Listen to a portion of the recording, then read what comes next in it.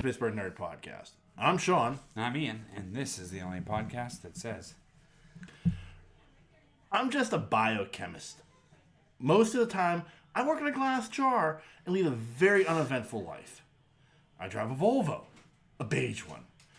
And what I'm dealing with here is one of the most deadly substances on the earth has ever known. So what do you say you cut me some frickin' slack? Nice. I can't. I just watched that. I can't go full cage. I can't commit full cage. Yeah. You know. But who can? Yeah. Who can go full cage? How are you, sir? I'm good. You? I'm not bad. Can't complain too much.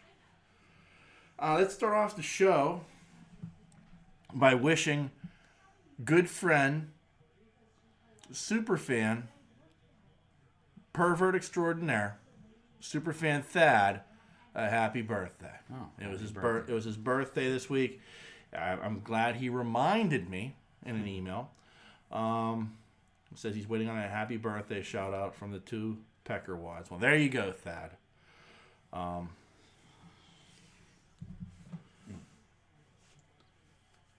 Thad also thinks Thad actually made some points here. I'll bring them up real quick. Instead of doing it at the end of the show, I'll do it at the beginning. He said, "How dare you talk bad about Disney? I love the food of the world at Epcot. No, it's not the same as International Village. I can't get a Viking food there or food from Atlantis. Well, Atlantis isn't real. And, I mean, Viking food is Scandinavian food. Yeah. So I'm not quite sure what the difference is there. So You had your chance at Viking food when it was in McKeesburg. Yeah. Yeah, it was there. It's called Scandinavia. Norway. He also says, you guys are duds. I would love to see a lightsaber fight break out in the Cantina bar in Mos Eisley's. He actually spelled that fucking Eisley's like it was the fucking chipped ham. Nice. While visiting Disney. I would help join the Smuggler's Run. I have no idea what he's going with that. So, Thad basically disagrees with our assessment last week of how horrible an experience this whole Disney Star Cruiser hotel experience must be. And I'm not surprised because Thad is a man who enjoys things like I mean, I don't know. Like, I would think that would go against what Thad would enjoy because Thad likes amusement parks more than he does theme parks, it seems. Yeah. Like, it seems like he is somebody who would prefer to ride the coasters and stuff like that as compared to attractions. Right. I mean, I know he's gone to Disney. I know he's gone to Universal. He's done stuff like that. MGM, I think. But, I mean, he seems, and you can correct me if I'm wrong with that, but it seems like you're more of a ride person, so an amusement park is more of your interest than a theme park with attractions would be. I don't know. But I still think for the price and everything else, that hotel just sounds fucking horrible. Yeah. It does. I'm sorry. Ugh. So other than that,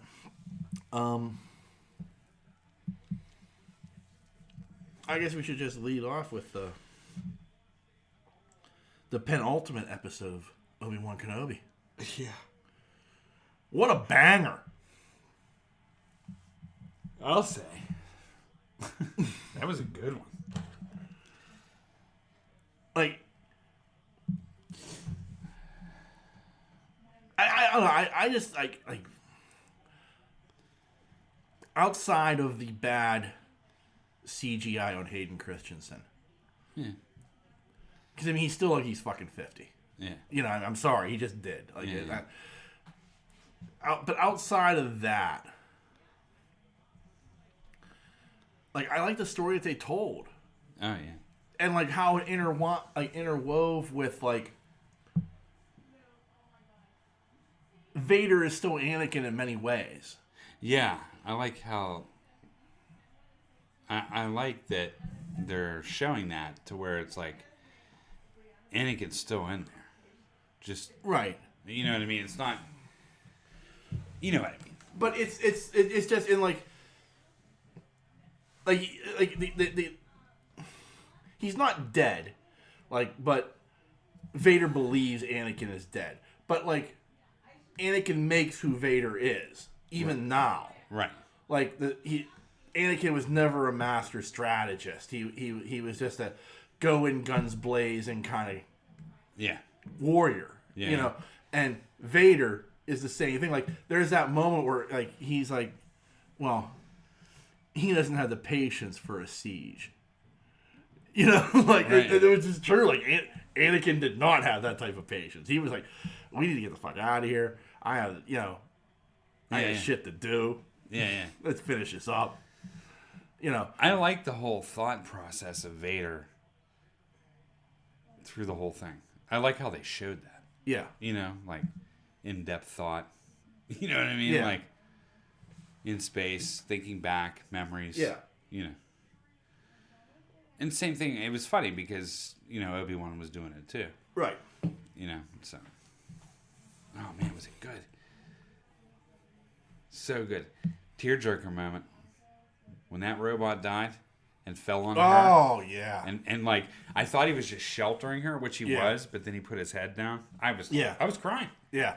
Seriously, there were tears coming out of my eyes because I was like, that might be one of the saddest things I've ever seen in my life. Other than the bot dying in in Rogue One. Yeah. Yeah.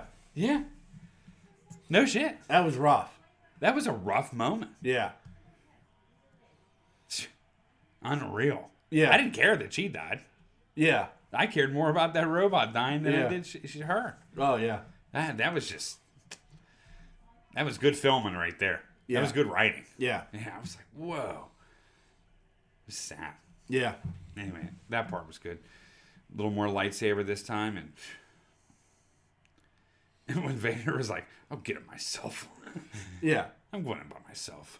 Fuck But- y'all. But then, like, a great moment, he has that duel with Rhea, which was, like, a good duel. But it was, like, a duel of, like, he was, like, you never once thought he was in trouble. Mm-hmm. Like, he was so pissed that he was just, like, toying with his prey. Yeah, you know? Yeah. And, like, she's giving it everything she's fucking got. And he's like, did you think I was stupid enough not to know it was you? Padawan, like Youngling, yeah. Like I was like, oh shit, yeah. When he was like this, yeah, I was like, that was some. I mean, like that was like Bruce Lee, Darth Vader to me. Yeah, you know what I mean. Like yeah. I was just like, oh my goodness, did that just happen? He was just like, yep, over here, block this. Yeah, you know. Now I've got two. Yeah, and he throws it at her. Yeah, like pick that shit up and fight me. Yeah, dude. Come at me with all your hate, because I will eat it up. Yeah, it was so good. Yeah. Man, was that good. Yeah. That saber, even though it wasn't really, I can't really call it a lightsaber battle. Yeah. I mean, it was, but he controlled her the entire time. Yeah. Like, it was unbelievable. Like, it was a good show of dark force, like, force powers. Yeah. Which I was like, but when he was, I'm telling you, when he was like this and this, yeah, it was like, oh my God. Like just like using the force of his hand to just deflect whatever he wanted to do. Yeah. Then he slowed that spin down. Oh yeah. Oh man. Great imagery. Yeah. I mean, like, then there's that image of him holding both sabers. Yeah. Oh my God. But I even love, and I mean, I know it's Hayden Christensen in the suit, and is it? Yeah, it is. Okay. That was a big deal. He wanted to be in the suit. I know he was in the suit at the end of Revenge of the Sith. He insisted on that. Yeah. And I'm pretty sure it's like when they brought him back, they wanted him to be in the suit. Yeah. For this, but like And it's tough to say because like David Prowse, the way he did it was a different Vader. I hate to say that. Yeah. But like the way Hayden Christensen strides as Vader. Like he's like a shark. Yeah. At all times. Like I don't know how to describe it. Like it's very different than how David Prowse walked as Vader. Like there's anger in his steps as compared to like Prowse was like more commanding. Yeah. Like he was trying to be a commanding figure, and like Hayden Christensen's playing this like just like ball of rage. I know. You know, and like when he strides in and then he pulls down that ship with the Force, Another shot, and then rips it the fuck open. I was like, I mean, and I've seen that. Like I saw it. Like, they did it in the comic book where Luke pulls down a Star Destroyer on Coruscant, like just like using the Force just brings it down. And then they redid it in one of the Dark Apprentice video games. And it's like this like complete badass moment where he pulls down the Star Destroyer out of the sky, and you're just like, oh shit. Yeah. You know, so this was like that on like a smaller scale. But it was still like such an absolutely badass moment. And you're just like, wow. You know. Yeah, you talk about pissed off. Yeah. And then to see the other ship get away. Yeah. Like, you know. Yeah. Just throwing fuel on the fire there. Yeah. The shot they captured that perfectly. That shot where he was holding it. Yeah. It was like that. Yeah. Panoramic shot of him. Yeah. You know, that was a poster right there. Yeah. You know what I mean? But when he started ripping it to shreds, I was like, oh my God. You know what I mean? Like, whew. You could feel the anger in him. Yeah. You know what I mean? I mean, like it was like, I don't know, like there is something about his scenes as Vader that like just like portray like this just like you said, like this complete and total ball of rage that unlike Kylo Ren, he's in control of. Oh, completely. And unleashes that ball of rage whenever he needs to. Yeah. You know. And that's the cool thing about it, too. It's like, it was just so good. Yeah. I mean, and that's what I think I've been most impressed with is not Obi-Wan so much, but Vader. Like, there's a lot of Vader in this. Yeah. You know, which I like. Yeah. Of course. And it's like pleasing to the palate because, you know, when we see these glimpses of Vader in these movies, we're like, oh, it's the best thing I ever saw. Yeah. Best thing I ever seen in my life. You know what I mean? And now we're getting it like on a weekly basis. Yeah. You know, you're like, damn. Like, I don't want it to end. I still think that neck break was one of the best things I've ever seen. Oh. He's just fucking walking down the street like it's nothing. Yeah. Just snapping necks. Just owning it. I mean, I think I think Ewan McGregor's doing amazing as Obi-Wan Kenobi. Yeah. Oh, yeah. I mean, I'm not taking anything away, but I'm also very impressed by Vader. Yeah. Like, this is the Vader that I've been wanting to see. This is, like, the rumors, you know, if you've only seen the movies. Right, yeah. These are the rumors that you knew that, you know, everyone's scared to death of him. I was like, wonder why is everybody so scared to death of him? He hasn't really done anything. I mean, he's choked out a few people. He's choked out a few people. He's tortured Leia a little bit. Yeah. You know, killed Obi-Wan, but, you know, Obi-Wan was half dead anyway. Yeah. Yeah, at that point. You know what I mean? Like, it was kind of like, you know, every time anybody ever came in contact or talked about Vader, there was fear in their heart. Yeah. You know what I mean? This is why. Right. Like, you thought, like, at the end of Rogue One, that was like, oh, okay, that's prime Vader. Yeah. You know, and then he was tired. Yeah. Like going into Star Wars, he was tired because of what happened in Rogue One. He was sleepy. Yeah. You know? Yeah. But, like, I don't know. Like, I mean, this is like, you're right. Like, I mean, this is like, the lights are shining bright and Vader's bringing his A game. Oh, not just A game. It's just like, this is what I want to see. Yeah. You know? I mean, this is the stuff that I want to see. Right. Yeah, I just love it. I liked what's her name's storyline too. I get that. Yeah. I get her rage. Yeah. And I get why she hates Obi-Wan. Yeah. Yeah, like, I mean, it all comes together nicely. It does. You know, yeah. I just didn't see that coming. I did. I did not. I did not see her turning. Not on Vader. Vader would have seen that 100 miles running. Well, he did. I know that. Right. But that's why. I mean, like, I didn't think that she was there. Like, I didn't see, what I didn't see was, like, her, like, when Obi-Wan's like, you're hunting him. I was like, well, that's foolish. Like, that was the first thing I thought when he said that. I was like, well, that's dumb. Yeah. Why would you do that? How about when Obi-Wan was like, no, I'm bringing him to you. Yeah. I was like, you better shave that beard right now, son. Yeah. Make yourself presentable for your Dark Lord. You know? Yeah, man. I was like, damn. Good stuff. Yeah. I thought it was cool as hell when she put that saber through that fucking door. Oh, yeah. Yeah, it's like playtime's over. Yeah, I am done. Yeah. And then, nice little force push. Yeah. Yeah, good stuff. Yeah, good stuff. Oh, yeah. It was good. This has been a great series, and and we've, thoroughly stroked it this entire time, as it deserves, in my opinion. I think it's a great series. Yeah. It should be getting good reviews. I can't see where it wouldn't. Well, I saw a meme. Because there are people who are bitching about it. I can't believe it.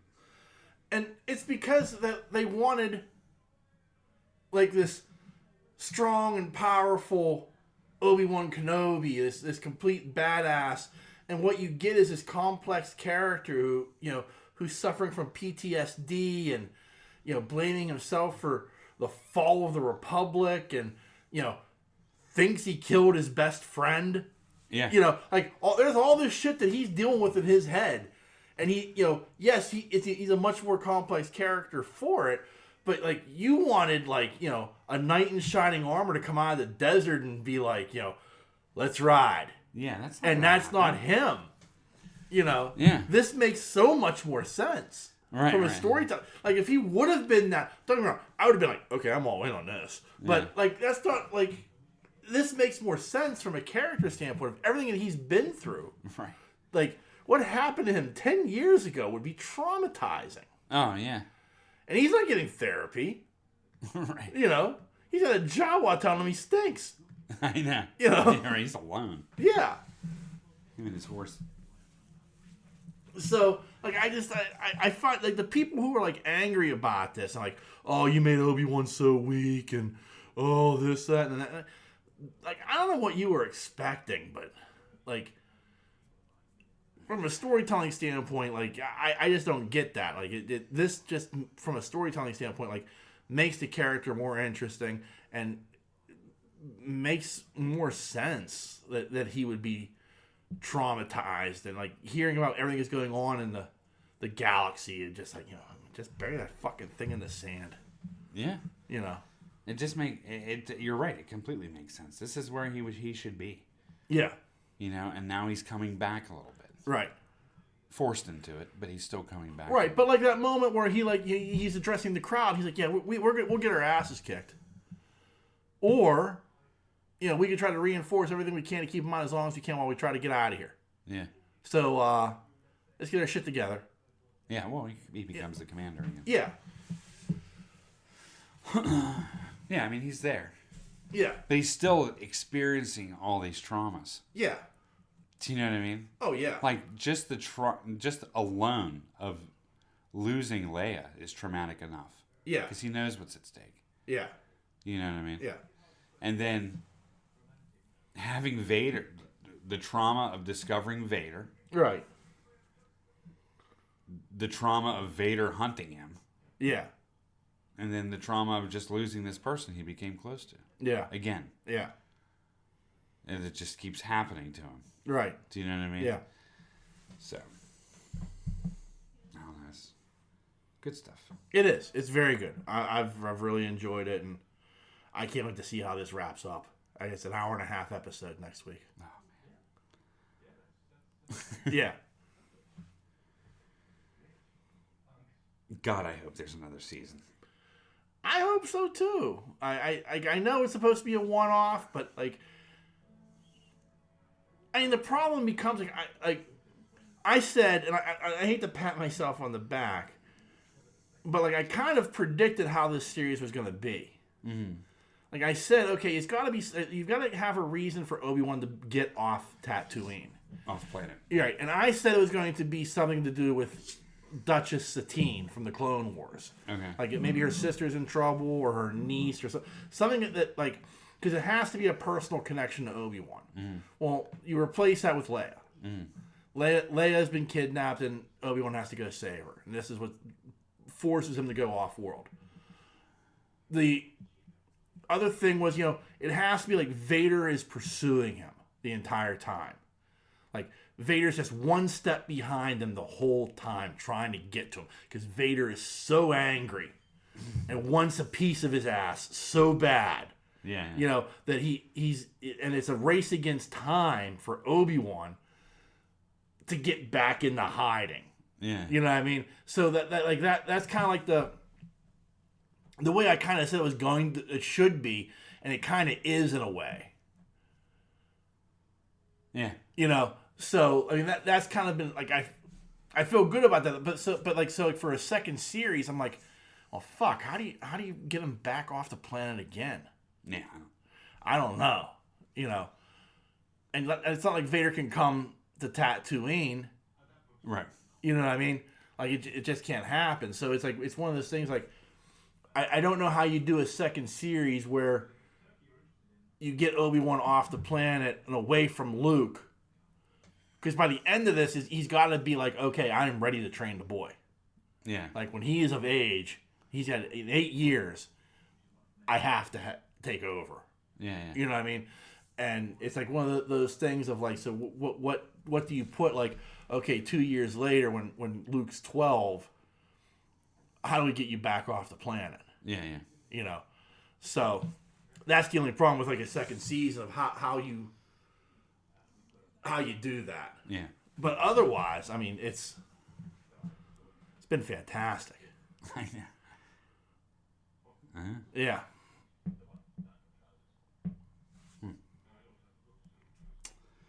Good series. Indeed. Yeah. And on the other side of the nerd spectrum, our Star Trek fans are churning out episode after episode of high quality TV. Oh, yeah. Strange New Worlds has been fantastic. Yeah, it has been, right? Yeah. Really good. That was a really good episode. Yeah. And I mean, I was watching it. And spoiler alert for those who haven't watched the latest episode, but I'm watching that episode. When I got to the end of it, and the name Cybok came up, I'm like, I gotta text Ian. I couldn't believe it. I gotta text Ian, and I didn't because I didn't want to spoil it. Yeah. I was like, because I watched it Thursday night. I'm like, I don't know when Ian watches it. Yeah, usually Friday night. Yeah, and I was like, I don't want to spoil anything because I just wanted to have this. Because I mean, you've talked about how like Cybok is one of your favorite Star Trek characters. Like you really like that character a lot. I do. I like the complexity of the character, and I like his relationship to Spock. Yeah. I do. I found that in that movie, I felt that really portrayed really well. Yeah. And the character that played Cybok really played him well. Yeah. Like, he loved his brother. Yeah. Do you know what I mean? He thought he was helping his brother. Yeah. But he did love him. Mm-hmm. Like, when he talked to Spock, you can see the love in his eyes when he talked to him. Yeah. It was really good acting. Yeah. The acting was phenomenal in that movie. I mean, especially between Spock and Cybok. Yeah. Really good stuff. So, I mean, like, to have his name come up at the end of that episode, I feel like at some point we're going to have a 2 or 3 episode run with Cybok. Oh, yeah, I hope so. You know, I mean, honestly, I feel that way. Like, I feel like this is coming. Yeah. You know.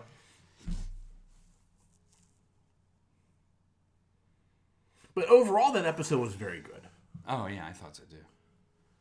I didn't see the turn coming. No, neither did I. Like, Captain Angel, like, when she flipped, I was like, son of a bitch. Yeah. You know? But, like, you said, like, once you, like, I'm listening to her say things to Spock, and I'm like, wow, that kind of makes sense. I get where she's coming from.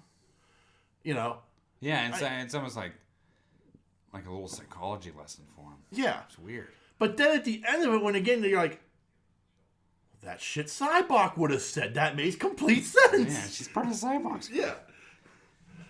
So, that was very She shared her pain. Yeah. Oh, yeah, I bet she did. Yeah, you know what I mean? Yeah. I feel your pain. No, I'm telling you, she shared it. Yeah. And, I mean, it was a complete, like, wow. Like, talk about, like it made so much more sense, like, after the fact, like, connecting all those dots. Yeah. You know what I mean? I was like, oh, man. Yeah. And, like, even Spock was like, I put the pieces of the puzzle together, and I figured it out, and we can't let him out. You know? We cannot let him out. Yeah. You know? And then they show the silhouette of his hair. And the beard. Yeah. Yeah. I was like, oh, man. Yeah. Really good. Yeah. And they dug deep for that, too. They did. You know? It's pretty impressive writing. It is. It's very good. And I mean, Pike was so fucking... I know we slobber all over Pike every week, but I mean... That was just so much fun. It was, that, you know? Right? Yeah. It was like... I like how Pike took second stage to this. Yeah. Like, his storyline takes second stage, but at the same time, like, it's fun watching, like, yeah, we're going to start a mutiny. Right. You know? And, like, the crew's like, what? Una's like, oh, not again. Which is like, again? Yeah, you've been here before, sir? Yeah. Yeah, I know. Yeah. It's like he knows what he's doing. Yeah. Like his experience. Yeah. Is perfect. Yeah, and he's like, you might want to beam us out now. We kind of commandeered the ship before the mutiny had run its course. Right, and they're getting fucking fired upon and shit. Yeah. Oh, that's good shit. Yeah. What'd they call him? The Cub Scout? Boy Scout? Boy Scout, yeah. It's in your file, dumbass. Yeah. Really? Wow. Yeah, it's good stuff. Yeah. This is a good show. I'm glad these shows are both on right now. You know? The only thing that worries me is like I saw a preview for next week's episode. Uh-huh. And it worries me. Because it feels like original series / next generation hijinks. Oh, no. Yeah. Like, I was watching, and I was like, oh, no. This doesn't look promising. Yeah. But I'm willing to give it a shot because every other episode of this series has been so fucking good. Right. You know, I will, even though this looks like complete and total hijinks, I'm willing to give it a try. Right. You know. I like how they're delving into Spock's character as well. There's been a lot of Spock attention. Yeah. To this series. Well, I like it. It's like him and T'Ping. Because, I mean, again, like, it was just one episode of the original series. Yeah. But it was such a pivotal episode because you learn so much about Spock and, like, what Vulcans are and everything Vulcan in that one episode. Yeah. Like, it's always like, you know, yeah, Vulcans are logical, Vulcans can't lie, Vulcans are really strong, you know. But that episode, it was like, okay, let's delve into what Vulcans are. And I like it, like, you know, at this point, like, we've explored them so much, but, like, this relationship between these two characters, which you know is doomed. Oh, yeah. You know, and they don't even play it off like it's not going to be doomed. Like, they're not trying to revise history at all. No. Like, this is where this is the path of destruction this relationship eventually goes to. Yeah. And it's interesting to kind of watch it knowing what the end game of it is. Right. And it's like, at some point, they both were in love with each other. Or whatever Vulcan love is. Yeah. And, like, is it because of, like, the 5-year mission? Is it because of his loyalty to Starfleet that she turns to the arms of another man? Yeah. Like, you know, like, it's this odd, like... It's a very complex but interesting relationship, and I like how they're playing it, because, like, right now they're still, like, in the honeymoon phase of, like, well, I want to get to know more about your human side. And Spock's like, what the fuck? Yeah. I haven't even done that. Right. I haven't even explored that area of my life. Yeah. I have no interest in that shit whatsoever. You know, so, yeah, I do like that aspect of it,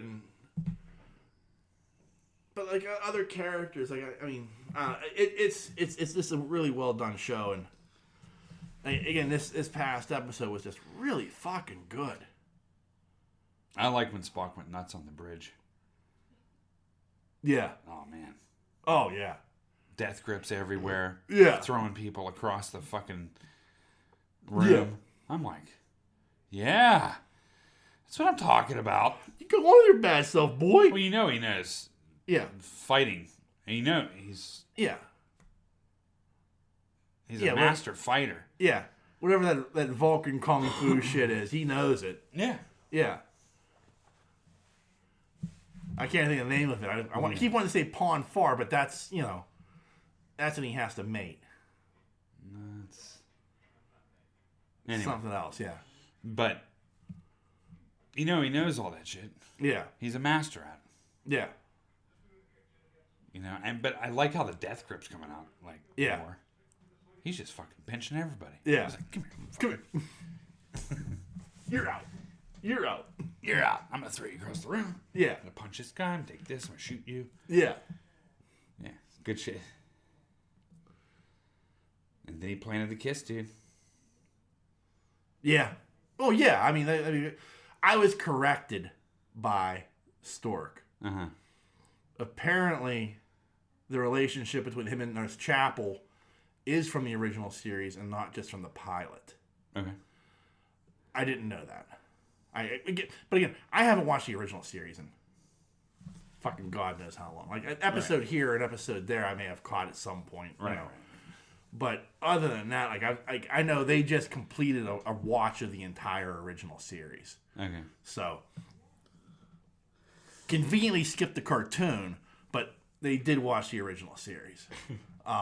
So I you know, that relationship, I guess, is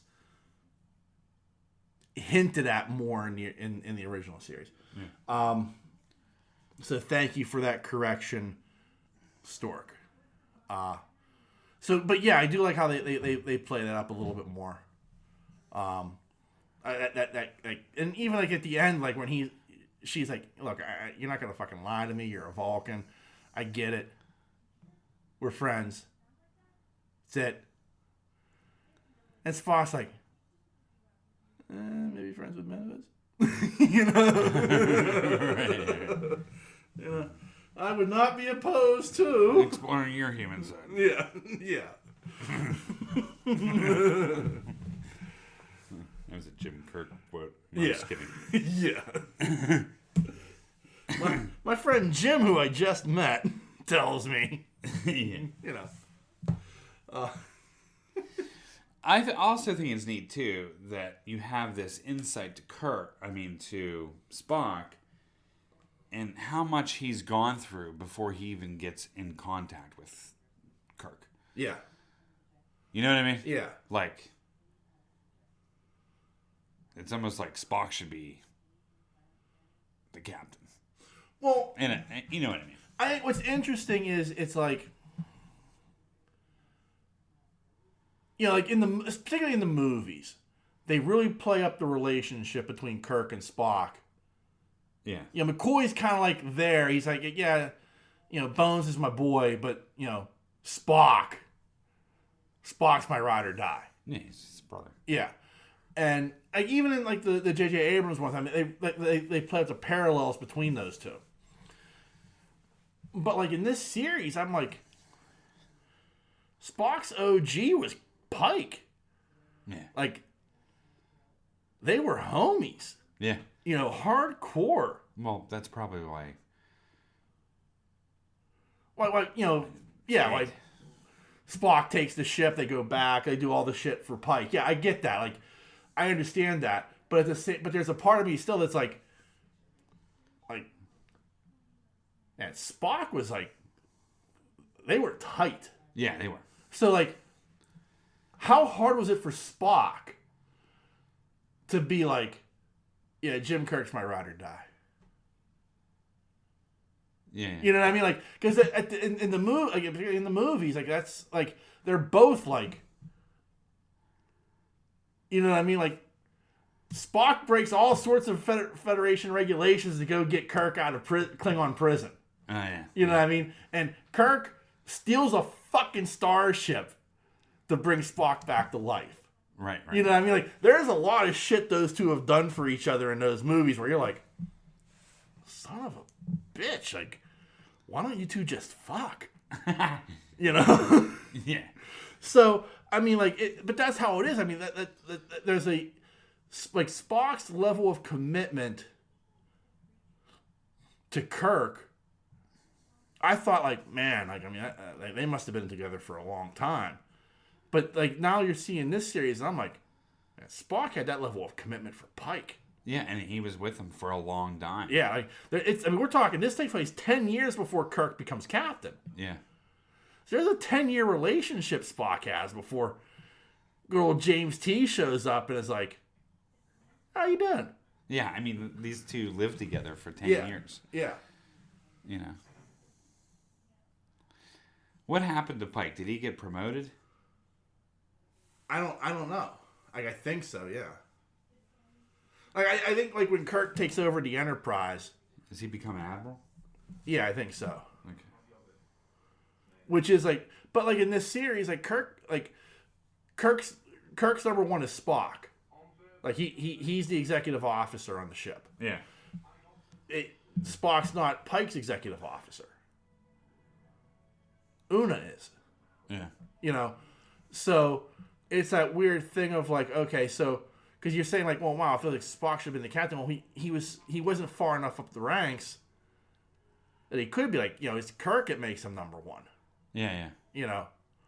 Or so maybe something happens to Una in the future of this show. We don't know. Right. Or she goes off with Pike, or she becomes a captain of her own ship. Maybe. You know, there's a lot of different things that could happen there. Yeah. But still, like, it's just that odd. Do you think they have a relationship, those two? Him and Una. Well, I don't think they're fucking, but, you know. Well, I mean, they're tight. They're tight. Like, I think the relationship they have is tight. Like I think for Pike, that's the three-way.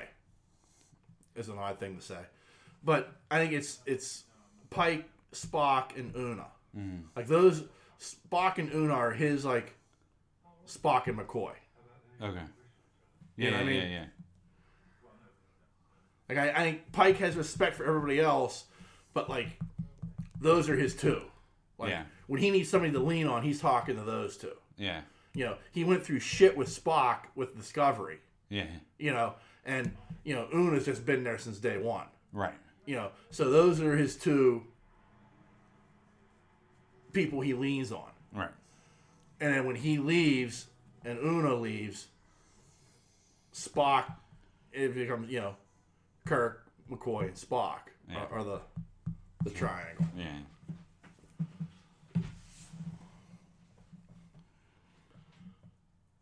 Of course, I'm probably going to hear all about this, and I like McCoy's and Jim's relationship too. Do you know what I mean? Yeah. I mean, it's not as in depth as Spock's, but it's. I think it's more interesting in the J.J. Abrams movies. Yeah. The relationship McCoy has with Kirk. Yeah. And the relationship McCoy has with Spock. Yeah. Because I feel like for Jim, like, McCoy was like the original his original guy. Like Right. when he gets on that shuttle to go to Starfleet Academy. Yeah. Right. You know, all she left me was my bones. Yeah. You know, I mean that's Jim's guy. You know, Right. Spock comes along later, Yeah. but they develop a relationship that Spock is willing to go down and fucking kill Khan for. Yeah. You know, so I mean, it's this. Their dynamic is interesting, but like in the original series and the movies, like particularly in the movie, they play up the relationship between Kirk and Spock so much. Mm. Like McCoy, I don't want to say he's like a second fiddle, Sort of. but he kind of is. Yeah. And I don't know if that's just like DeForest Kelly was like, "Fuck, I'm old and I don't want to do this." You know what I mean? Like, but they're also like they both have that great moment of like in the last original series movie of like, you know, it's Kirk and McCoy on that planet, you know, and so you get to explore that relationship a little bit more. Like McCoy's constantly like, "The fuck is wrong with you? Yeah. Kissing everything." You know, Yeah. the fuck, man. Does it ever stop? Yeah. Yeah, you know. This is what happens when you trust a lady. She leads us to our doom. You know. I'm on. Yeah. So, yeah, I like that relationship too. Like the three of them together is an interesting dynamic. But it never gets played, like at least to me it never really gets played up properly in the movies. Yeah, only a couple times. Yeah. One was the forest scene. Yeah. When they were in the forest. Yeah, they're singing "Row, row, row your boat" and shit. Yeah, but I mean that's just like three old men camping. It's just kind of Yeah. like, yeah, well, Yeah. I get that. Yeah. That was a good scene.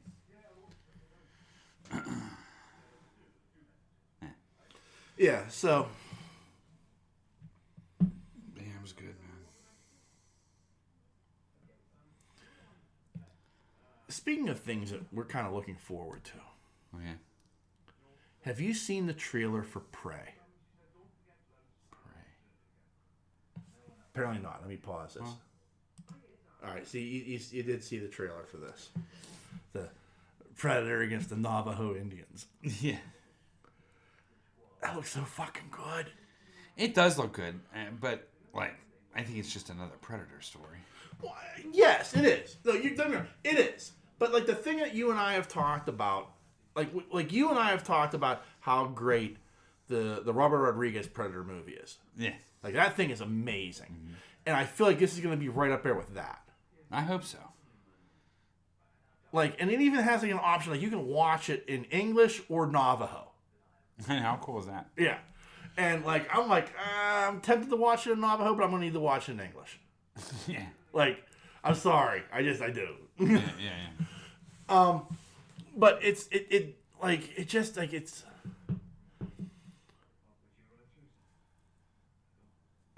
looks so interesting to me. Like, I don't know why, but like the concept of like, because like when we think of like the Indian, like we think about the Comanche, like, the Navajo are like these just complete and total badasses, you know, and it's that thing of like, so if you're gonna take a predator, you're gonna put it back in time, and you're gonna have it go up against like these Native Americans.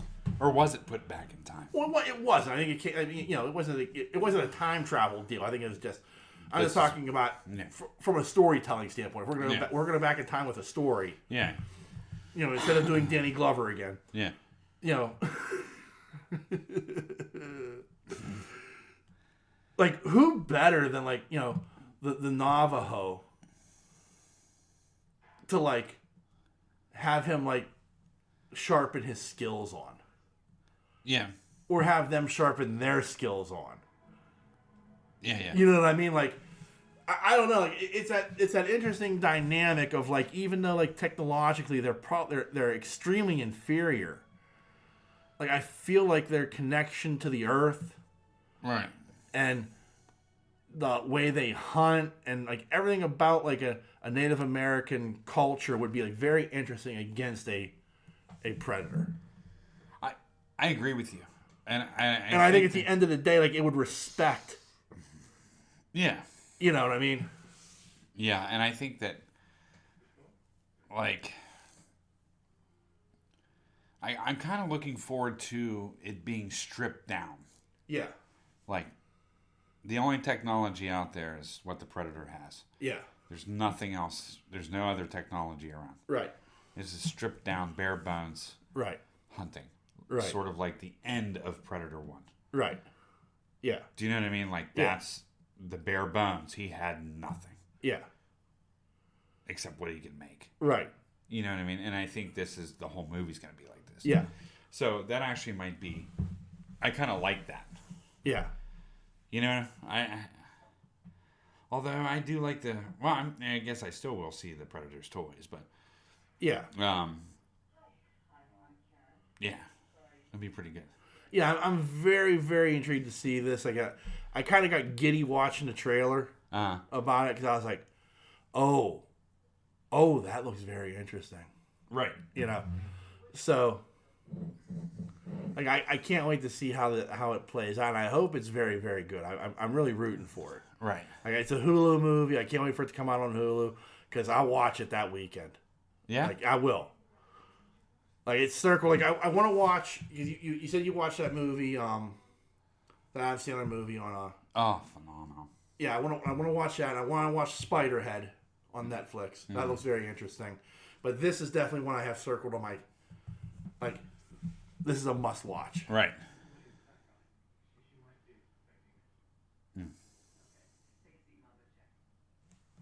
Yeah, definitely a must watch. Definitely a must watch. Oh, did you fart? No. Was that a silencer? Oh, man, I ate that. Oh, I ate that. All right, now that the air is cleared. Swamp gas. Yeah, oh, horrific. Horrific.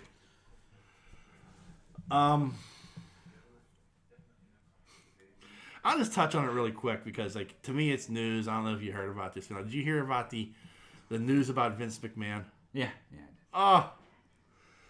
So, real quick summary. Apparently, in a shocking turn of events, shocking to no one, Vince McMahon apparently had an affair with a paralegal at WWE. Okay.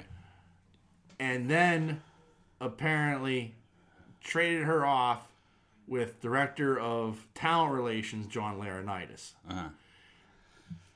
And then paid her $3 million and had her sign an NDA to not disclose anything. Right. Now, supposedly, all this is alleged, but so allegedly, the $3 million was McMahon's personal money. It was not money from the WWE. Okay. But still, that she apparently received a couple of raises rather quickly, during said alleged affair. Now, Vince has stepped down as the CEO and the chairman of the board for WWE, but he is still the head of creative control for the wrestling shows. His daughter, Stephanie, has taken the interim CEO position and chairwoman. Yeah. And it's like one of those things where it's like, if you follow like the stuff behind the scenes, like WWE hired this guy named Nick Khan. As an outsider looking in, it looks like Nick Khan's job has been to make WWE as viable as possible for somebody to buy it. Okay. They've cut they have in the past 2 years they've released like 100 wrestlers. Okay. Which is like outrageous. Uh-huh. They're just releasing people left and right. So they're cutting salary. They had what was called the WWE Network, which was a streaming service that WWE owned. Mm-hmm. They sold that to NBC Universal, and it's now part of the Peacock streaming service. Okay. And then on top of everything else, they forced out Triple H, Hunter Hearst Helmsley. Like, he was in charge of their third brand, NXT. Uh-huh. This is created by Triple H. Paul Levesque is his real name, and Dusty Rhodes. Okay. And when Dusty died, Paul Levesque brought in Shawn Michaels to help run it. Uh-huh. They removed him as the head of NXT. Then he has a heart episode that almost killed him. Yeah. But now he's back in a very limited capacity in the office. A month ago, Stephanie McMahon announced that she was stepping away from her duties as chief brand officer. Okay. And now they're bringing her back in. Like, the board appointed her the interim chairperson. Okay. And CEO. And apparently, the head of WWE, like, production, Kevin Dunn, is under investigation for he's by the SEC for stock. Okay. Trade. Yeah, insider trading. That was it. Okay. Insider trading. Apparently, he dumped a ton of stock like last month before all this shit went down. Okay. And since he's dropped his stock, the price has plummeted. Okay. A bit. So it's one of those things.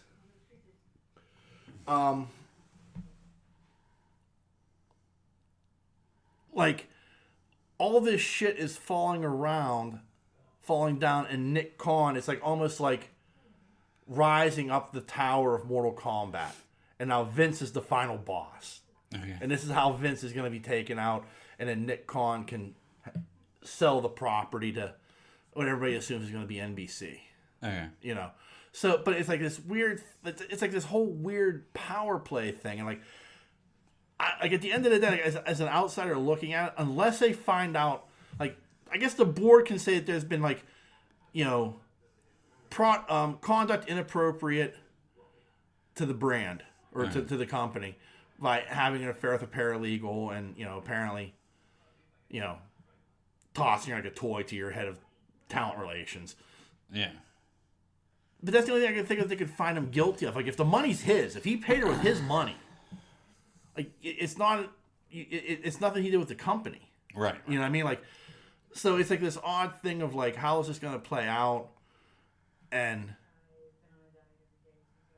like, it's just this whole weird trip of like, what is going on with WWE? Yeah. And then to top it off, like, so Vince comes out last night on SmackDown. Okay. Like, first thing,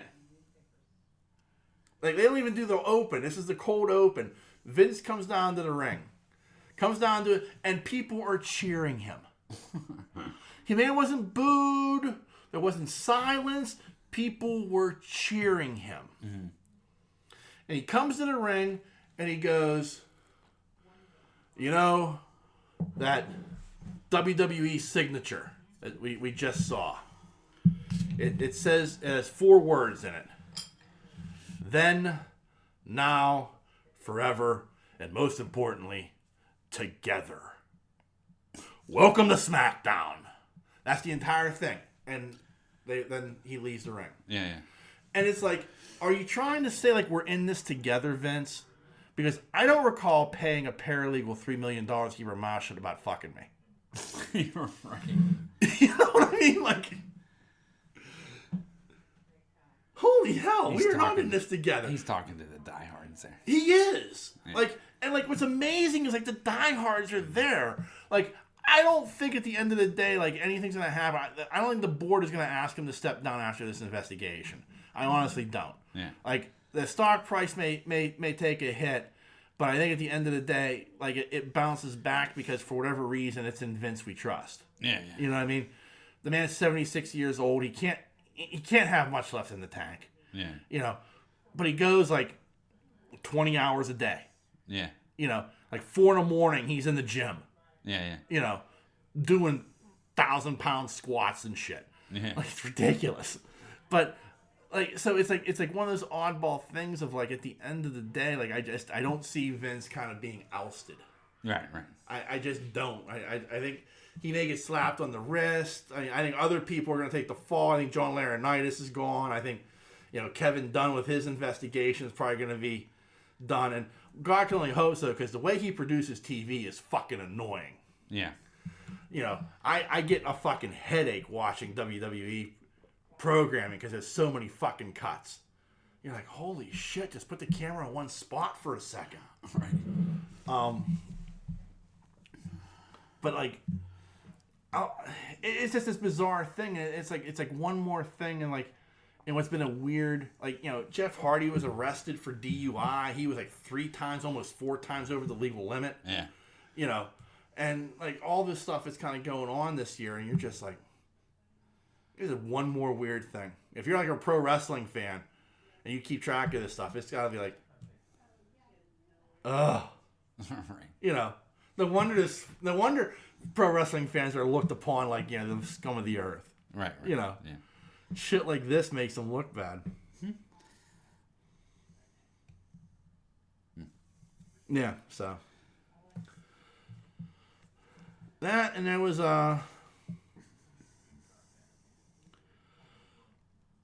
one last thing. What was it? I have it here.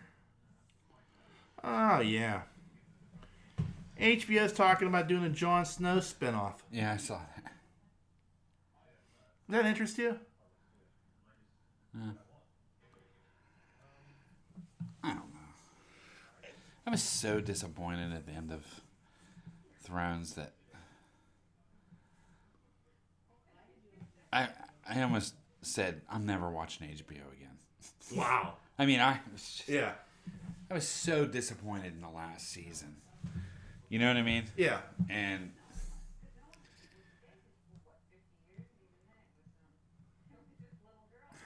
I mean, I wasn't like a super fan of Thrones. Yeah. But I was very disappointed, and I felt that you can't go out like that. You know what I mean? Right.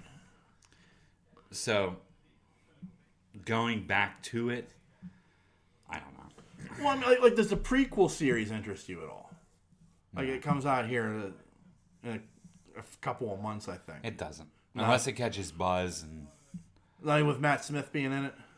No. Okay. Yeah. Like, I'm intrigued enough that I'll watch it because, like, going back in time sounds interesting to me.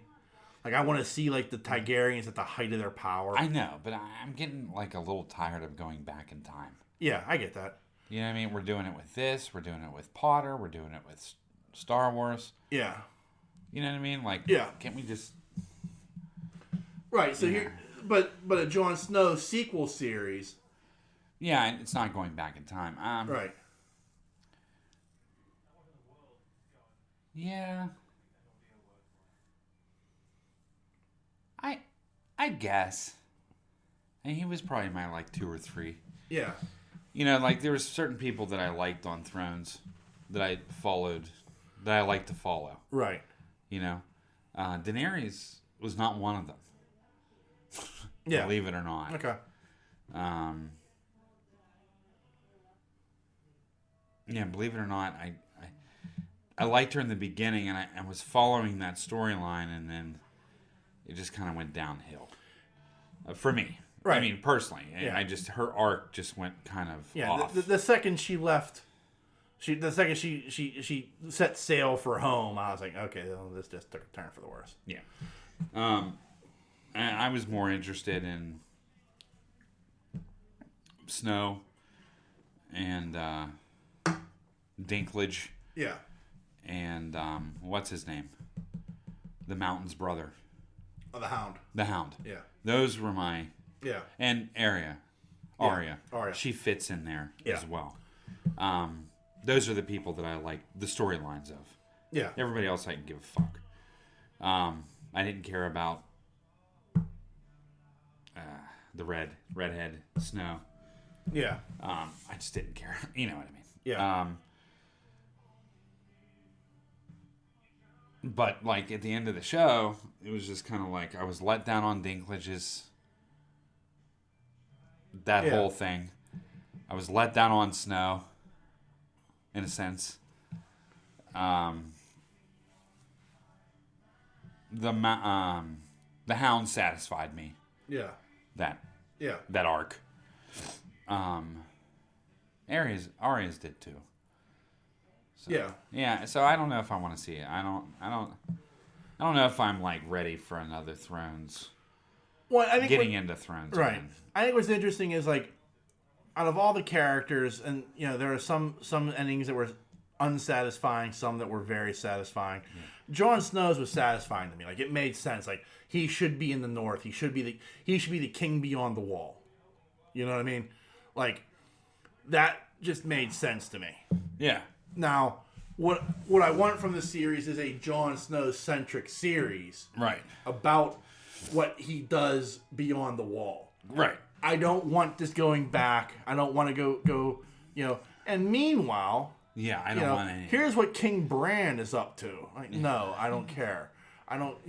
Maybe you get me some stuff at Winterfell because it's so close to the wall. You know what I mean? Like, that would kind of make sense that there would be a relationship there between Winterfell and maybe Jon beyond the wall. But outside of that, like, I don't need to travel below the Mason-Dixon line to find out what's going on south of Winterfell. No, let's not even talk about Bran, because that was just like, come on. Anyway, no, seriously. I get what you're saying. Like, again, I wasn't as upset about him being named king as like everybody else was. Like, I was like, okay, whatever. I mean, who else were you gonna name king? Like, it was nobody. It was like, are we gonna name Snow? I guess, kinda, sorta, but do we really want to do that? Yeah. No, we gotta send him. You gotta send him. He gotta be punished. I just thought the dragon should have followed him through. You know what I mean? Yeah. Like. Anyway, yeah. I won't get into it. Let's not get. It's good. Let's not get on the Game of Thrones path. Right. But so yeah, I would like to. Snow Beyond the Wall and what goes on there, I would be into. You know. Right. I'd watch it. Because there are characters, like, this is the reason why sequels are so much fun sometimes, is like, you want to know what happens to that character after this, like, especially in like a series like this. Like, right, if there's one character where you're like, I wonder what happened to that guy, it's Jon Snow. Yeah. You know what I mean? Like, his story was so compelling with everything and his mixed lineage and everything else that you're like, that's interesting. He's an interesting character. Yeah. And, I like Kit Harington as an actor. And, he played Jon Snow really well. Like, there's a lot of things I can say about it, and, hey, Ghost is still alive. Yeah. So there's a lot of things that, like, I like about a sequel where, like, you just, like, it's not, well, and he lived happily ever after beyond the wall. No, what happened? Yeah, I mean, there's got to be struggle there. Yeah. There's got to be shit that goes on. There's got to be ramifications for, like, the death of the Night King. Yeah. There's got to be all sorts of, like, there's spooky shit that takes place on that side of the wall. Yeah, that we don't know about. Yeah. So. I mean, I guess you're right. I mean, I guess it is the more mysterious side of Thrones. Things right. you know and things you don't know. I think I'd rather see the things that I don't know. Yeah. As a sequel versus watching the beginning of something that I already know what happens. And right. You know what I mean? Yeah. Yeah. Like, to me, there's just something interesting about, like, the thought of the Targaryens at the height of their power. Like this is, like, the peak of the Targaryen Empire. Right. You know what I mean? That interests me. At least, it does me. Like, like, dragons are everywhere. They're fucking riding them like it's fucking Pern. Yeah, I think that would be cool. Yeah. To see. But all the other dramatic shit that's going on, I don't care about. Yeah. But that's the problem with Thrones is it's like, well, all that shit's cool, but, like, in the reality is it's a political show. Yeah, it's a political, series. Yeah. And it's the internal politics that make things run. Right. And that's why, like, a character like Littlefinger was so interesting, because he was a straight politician. Yeah, and even there were like the things that I did like about Thrones were the interesting characters. Like Littlefinger was a very good character. Yeah. As much as everybody hated him. Yeah. What's his name was a great character. Yeah. What's his name? Joffrey. No, I fucking hated Joffrey, but he fucking castrated. Oh. What's his name? Oh. Great actor. Yeah. Yeah, I know who you're talking about. The bastard son of... What's his name? Yeah, I know who you're talking about. Yeah. Yeah. Theon got castrated. Yeah, by him. Yeah. Great character. Yeah. You know? Like, such a good character. He may have been one of the best sub-characters of that whole fucking series. Yeah. Because the amount of hate you hated, and the amount of hate that was... that he made you feel. Right. You know what I mean? Right. Like... And I didn't like Theon anyway. Yeah. But, so, I mean, that's what good. That's what was really good. So hopefully, you know, and that sub-character of the love interest and the red-bearded guy. Yeah. With Snow. Yeah. And the Black Watch, I like that. Yeah. Too. I thought that was... Yeah, the rebuilding of the wall and... I thought that was all really good, too. Yeah. So, maybe you're right. Maybe I would like a Jon Snow sequel. I mean, there are aspects to it that can be very, very interesting. Right. You know, but there are aspects to it, like I just, you know... I would like to see a little more from the people that... He went up against the mountain. If he'd have shut his fucking mouth, he'd have won. Oh, the people in the South. Yes. Yeah. Yeah, I thought they were very interesting. Yeah. With the women and the assassins. And, yeah. Yeah. I thought that was really interesting, but they never went into it. Right. I mean, they go deep into that into the books. Yeah, but they never they barely even touched on it. People were so pissed about that in the TV show. So, yeah. Yeah, they barely touched on it in the movie. Yeah. But I thought that was good. Yeah. So. But I was so burned by Thrones, I was just like, ugh. Yeah. No, I get that. Yeah. I get that. Like, a lot of people were. Like, I was too, like, to an extent. Like, I was like, really? This is how this ends? Yeah. Okay. And I really had a problem. You know, and I'm one of those people that is going to say that I had a huge problem with the editing and the filming of that battle. Because literally, and I had a good TV. Yeah. And I could not see shit on my TV. Yeah. The only thing that stood out, which was probably one of the most beautiful moments of Thrones, is when the dragon cleared the clouds. Yeah. It's gorgeous. Yeah. I mean, that was just like... Yeah. It was epic. Yeah. Right? Right. I mean, I don't think dragons have necessarily been portrayed very well in movies. I don't. Throughout all the time, you know, of movies. I just don't think really... And I thought that moment was just epic. But then it just went right back into like, what the fuck is going on? Yeah. It was almost like I'm wearing a VR. Oh, just for the record, Shrek. Pete's Dragon. Pete's Dragon, yeah. The dragon in Shrek. It was a good dragon. Yeah. So, I give you... When Donkey was talking about it in her breath. Yeah. I give you Dragonheart. Yeah. All right. Don't talk about it. You know what? If Dragonheart's on, I'll watch it. Yeah. Oh, I know. So do I. And it's because of him. You know what I mean? Like, yeah. It was a pretty good dragon. Yeah. Smaug was a good dragon. Smaug was a good dragon. And the Dragon and Dragon Slayer. Oh, yeah. That was a good dragon. Yeah. And that was early. Yeah. Yeah. That was a really good dragon, though. Yeah. Why don't they make a Dragons of Bern movie? I think it has something to do with the rights. I think, like, her estate is all fucked up. The author. Yeah. And McCaffrey. Yeah, McCaffrey. Yeah, I think it's, like, a clusterfuck of, like, who in the family owns the rights. Since, like, and, like, they've never cleared it out. Huh? It could be the next Dune. I agree.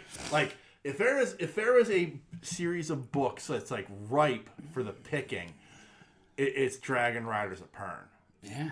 Like, people would go fucking nuts over It's that. like a cross between Dune and Game of Thrones. You know what I mean? Like, it's just... It's right there. Right. Like, I remember watching Avatar going, oh, he ripped off Dragon Riders of Pern. Yeah, pretty much. Yeah. Like, he ripped off Dances with Wolves and Dragon Riders of Pern. Yeah. You know? Exactly right. You know? Don't tell me this is an original idea, motherfucker. Yeah, and there's no way. I read this book and I've seen this movie. Right. You know? Yeah, you're right.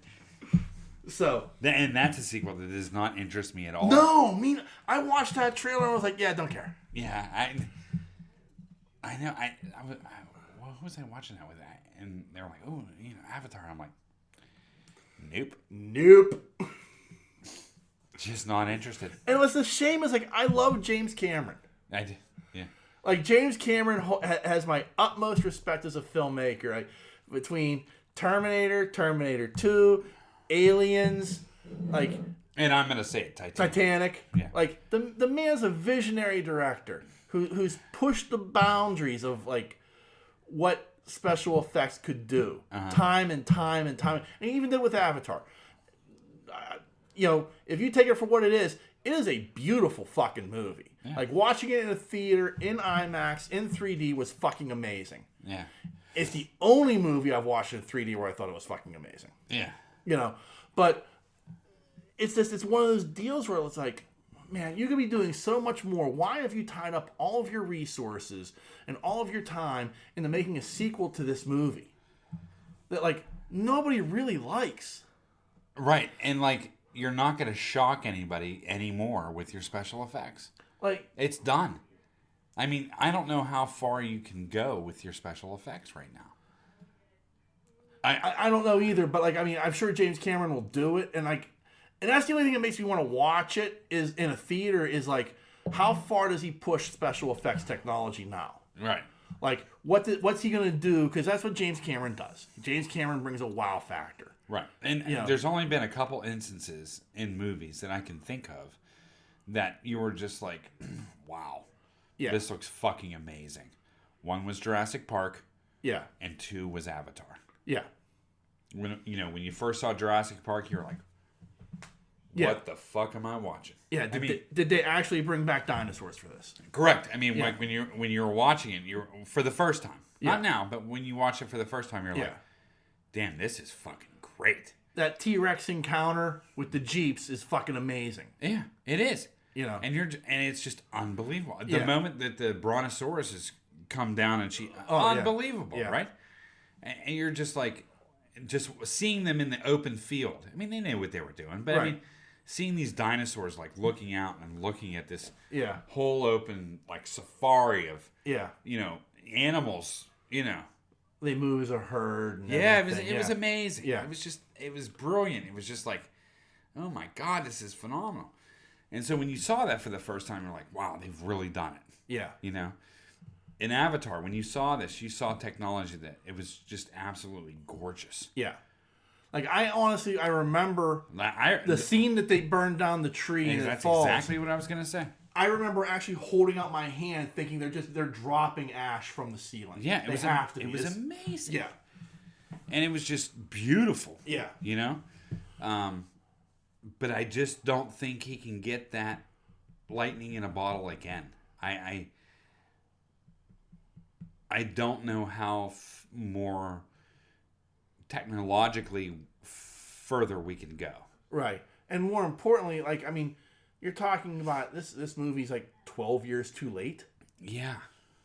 10 years too late. Like, I mean, like, it's like, who cares about the sequel to Avatar? Well, that's what I'm saying. And that's what I mean. I was like, go back and watch the first one. Well, yeah, the first one wasn't really that good anyway. Yeah. So, I mean, like... I really don't feel the need to revisit that. Yeah, and I've seen graphics better than what's going on in Avatar now. Yeah.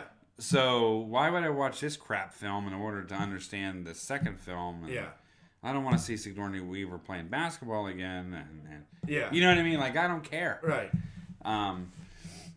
So, there's just no interest there. Yeah. Yeah. But unless I hear some strong buzz on this movie, Yeah. I will wait to watch it on TV. Yeah. Unless there's some like crazy effects that have never been done before. Yeah. And it's just like, you gotta see this in a movie theater and experience it in a theater. I am not gonna go see this movie. No, neither am I.